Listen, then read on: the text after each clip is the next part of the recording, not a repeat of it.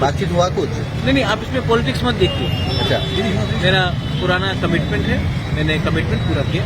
मेरा पुराना कमिटमेंट था, मैंने कमिटमेंट निभा दिया। कमिटमेंट किया था कुछ, मतलब मैंने हेल्प करने के लिए बोला था, फ्लैग्स के लिए, तो मैंने कर दिया। इसमें पॉलिटिकल कुछ नहीं है, आप भी इसमें पॉलिटिक्स मत देखिए।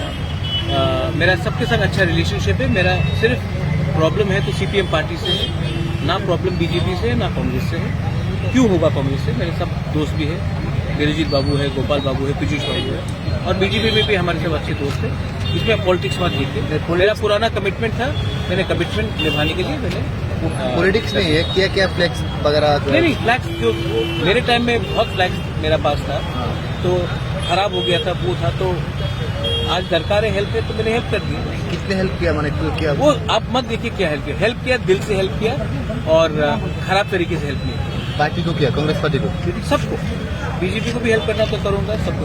Thank you. Relationship with you has nothing to do with politics and me. ठीक है, I bless you all the best. Now we should all be together as opposition and government because of what has happened across the border. Tripura is a small state. India, we should unite first as Indians and then think about politics. Thanks. Thank you.